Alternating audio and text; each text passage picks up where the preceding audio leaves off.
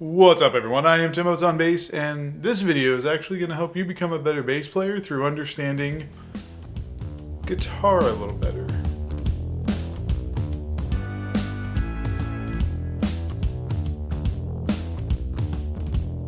Being a bass player in a band means that you're going to have some sort of an idea of what's going on guitars just to be able to write your bass lines to it. Oftentimes what bass players do is they understand basic power chords, things like that. They understand to look at the bottom string and they kind of match that. If you really want to up your bass playing game though, you need to understand what's going on in those chords. If you're in a jamming situation, you want to be able to glance at a fretboard on a guitar, see what the chord is, and have an idea where to start, what notes you should be focusing on because you know what those chords are. That's the purpose of this video. Now up front, let's just establish that what I'm going to tell you are your safe bets. They're not the end-all be-all. They're not the only notes you should consider. Ultimately, you need to use your ear and find the best thing. Now we're going to go through these pretty quick because there are a lot of chords to get through. But what I'm going to do is I'm going to put in the description the timestamps of every chord that I go through. And then that way you can come back whenever you need to reference this video and know exactly where to go to see the chord. Make sure you give the video a like, and while you're at it, go ahead and subscribe as well because, you know, you like me. Okay, so let's start with the movable chords, your bar chords, power chords, things like that. If you see this formation, and it starts on the 6th string, you're gonna know that's a major chord. So with a major chord, you're just gonna follow the basic rules of the triad, which is 1st, major 3rd, and 5th. Those are your key notes. Now the good news about major chords is it kind of gives you the freedom where you know the exact scale you can play with. And the entire major scale is on the table. Here's what I would say though, is if you're not sure how different intervals sound together, stick with the 1st, 3rd, and 5th. Maybe you can throw in a 4th in there, and then everything else is gonna be a little bit more for color or transition. The next up is the minor bar chord on the 6th string. This is gonna kind of be the same thing as the major, except instead of the major 3rd, you're gonna be looking at the minor. Also, because you know it's a minor chord, you pretty much have the minor scale that you can play around with. You're probably gonna wanna stick with the 1st, minor 3rd, and 5th though. By the way, if you need a refresher on major and minor scales, check out this video up here. Now, if you see this formation on the 6th string, it could be a couple of things. And this is one where when you're in a jamming situation, you're not gonna necessarily know exactly what the guitar player is doing because it actually has a lot to do with how many strings they're holding down when they're barring with their 3rd finger. So it could just be a power chord, which is usually just the 1st and the 5th and then the octave. But if they continue across for a 3rd string, that's going to add the 4th, making this chord a sus4. To be safe, just stick with your 1st and 5th. Don't worry about the 4th unless you know for sure that it's in there. Definitely avoid the 3rd in a sus situation because you know for a fact the 3rd is not in that chord. All right, let's talk about the 5th string major chords. This, you're going to follow the same rules as the 6th string. Stick with your 1st, 3rds, and 5ths.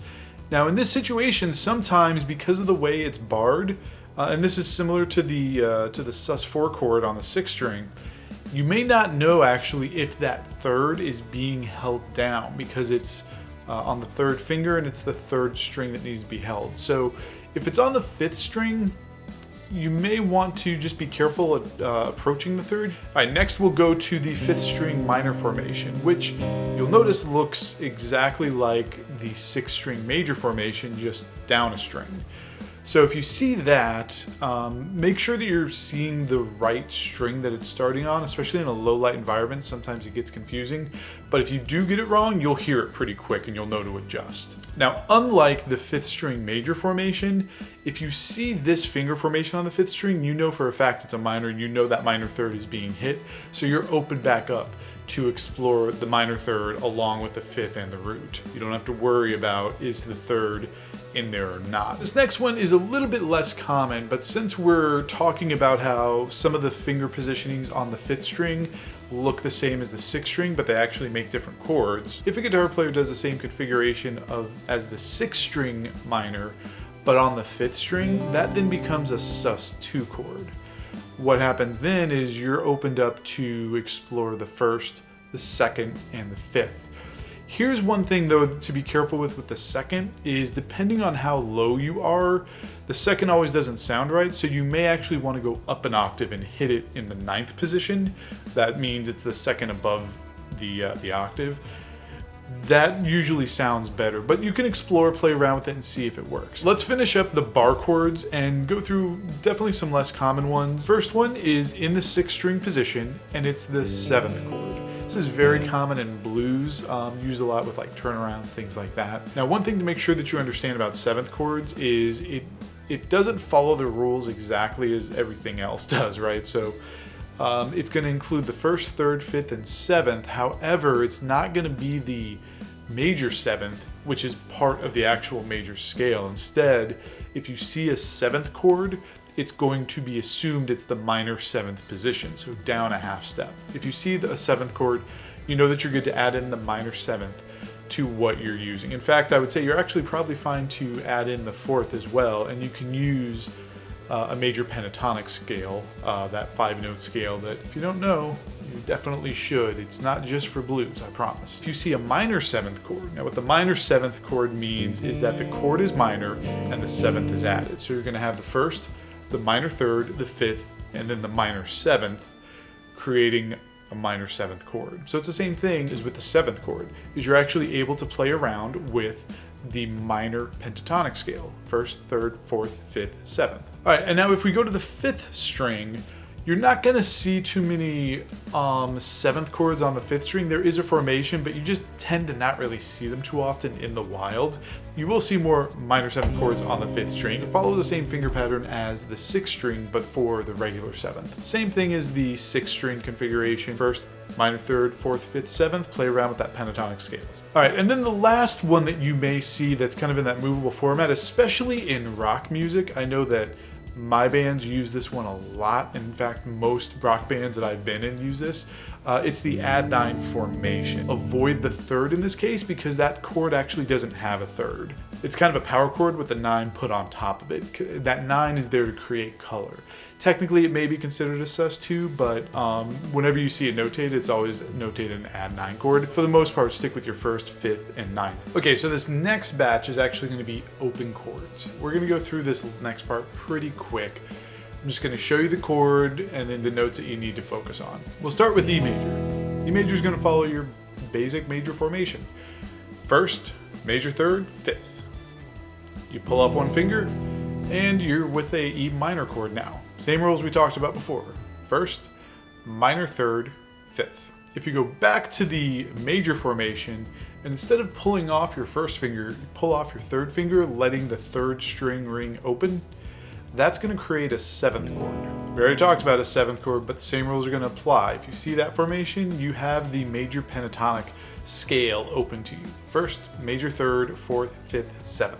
And if you also lift up your 1st finger, that's going to be a E minor 7th. So like we discussed before, 1st, minor 3rd, 4th, 5th, 7th, or the minor pentatonic scale. All right, next we'll go with A.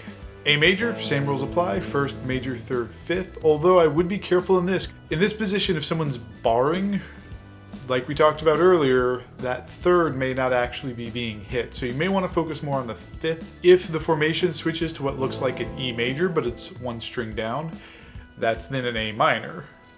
1st, minor, 3rd, 5th. Now, if they take that 1st finger off completely and go to what was the E minor formation on the 6th string, but on the 5th string, that's actually going to be a sus2. The minor 3rd has been suspended down a half step to the 2nd position, so it's a sus2. So in this situation, your note choices are your 1st, your 2nd, and your 5th. And if you have a minor formation, but with the 3rd finger lifted, this is going to look like the E7 formation on the 6th string, but it's an A minor 7th on the A string. So it's going to be 1st, minor 3rd, 4th, 5th, 7th. That's going to be that minor pentatonic again. All right, so next we have G major. G major, the notes are simple, 1st, major 3rd, 5th, but you will find that there are multiple ways to play a G.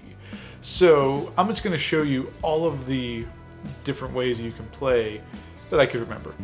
G, G, G, G. There you go. Okay, next let's look at C. As typical, first, major, third, fifth. In this position though, you will find that sometimes guitar players will put their pinky down on the first string, and that will actually be an add 9. That's going to add in the second above an octave, but the third is still included, so it's not a sus chord, it's an add 9. In that case, you're gonna have your root, your major third, your fifth, and your 9. Okay, let's move to the D's now. Here is D major. Same as every other major chord, first, major, third, fifth. Here is a D minor. First, minor, third, fifth. Now, there is a fun one in here that you'll find guitar players use sometimes. And if you start with the D major formation, but you put your pinky down to fret that first string up 1 fret, you'll actually get a sus4 chord, a D sus4. In that situation, you would just replace your major third for the fourth, and you'd use first, fourth, and fifth, if that's going to be a chord playing out. But you will find that oftentimes this chord guitar players will use more for transitions. So sometimes it's just kind of knowing that that's the fourth note, and you can build it in to hit with the transition when they're using it. I know we went through all that really quick. Definitely reference this video whenever you need it. Give it a like, subscribe to the channel, drop comments, all of that YouTube stuff that you do so well. You keep making beautiful music, and I will see you in the next video.